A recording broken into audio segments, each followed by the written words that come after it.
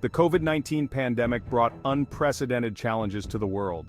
One of the earliest and most pressing was a global shortage of face masks.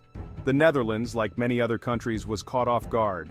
Hospitals and healthcare workers desperately needed masks to protect themselves and their patients.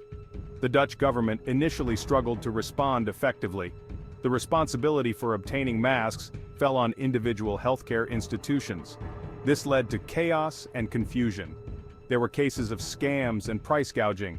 Masks were in such high demand that hospitals were competing against each other, driving up prices. To address this crisis, the Dutch government created a new organization, the National Consortium for Auxiliary Resources, or LCH.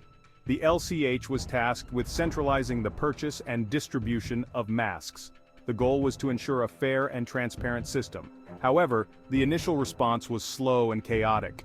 This created an opportunity for individuals like Sywert van Lienden to step in. Sywert van Lienden, a former political commentator, saw an opportunity in the mask shortage. He partnered with two entrepreneurs, Bernd Dam and Camille van Gestel. Together, they promised to use their connections and business acumen to bring much-needed masks to the Netherlands. Van Lienden leveraged his public profile and social media presence to gain support. He presented himself and his partners as altruistic citizens, stepping up to help their country in a time of need. They quickly gained the trust of many, including influential figures like Coolblue founder Peter Zwart and even Prince Constantijn. Their initial efforts seemed successful.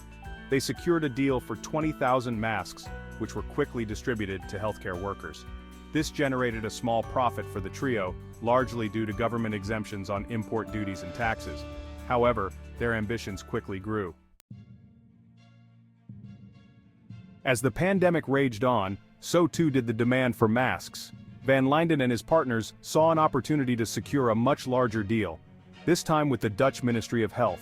They bypassed the LCH, the organization specifically set up to handle such deals. Instead, they negotiated directly with the ministry, claiming their independent status gave them more flexibility and speed.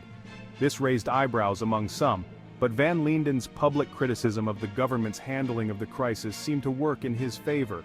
He argued that bureaucracy was slowing down the process of getting masks to those who needed them most. The ministry, feeling the pressure to show action, agreed to a deal worth over 100 million euros for the supply of face masks. What the public didn't know was that just days before securing the deal, Van Lienden and his partners had quietly created a private company called Relief Goods Alliance.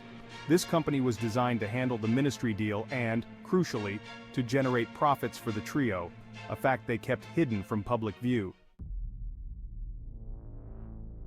Unmasking the truth investigations and mounting suspicions. News of the deal and the involvement of RGA sparked immediate concern. Questions were raised about transparency and potential conflicts of interest. Why had Van Lienden, who had presented himself as a selfless volunteer, created a for-profit company to handle the deal? The situation worsened when it was revealed that a large portion of the masks purchased through the deal remained unused. This fueled suspicions that the deal was more about profit than public service. The pressure mounted on the government to investigate. An initial investigation, limited in scope, found no evidence of wrongdoing. However, public pressure forced a more thorough investigation by Deloitte. This investigation was plagued by delays and setbacks, further eroding public trust. The scandal became a major news story, with Van Lienden, once hailed as a hero, now facing accusations of profiteering and deception. The price of deception, legal action, and the erosion of trust. In October 2021, a group of volunteers who had worked with Van Lienden's foundation filed a formal complaint against him and his partners. They accused them of fraud, alleging that they had been misled about the true nature of the deal and the involvement of RGA. This complaint triggered a criminal investigation by the Dutch authorities. In February 2022, Van Lienden, Dam, and Van Gestel were arrested on suspicion of fraud, embezzlement, and money laundering. The arrests sent shockwaves through the Netherlands as the full extent of the alleged deception became clear. The face mask scandal, as it became known, had a profound impact on Dutch society. It eroded public trust in both the government and individuals who present themselves as altruistic actors. The scandal highlighted the need for greater transparency and accountability, especially during times of crisis when trust is paramount.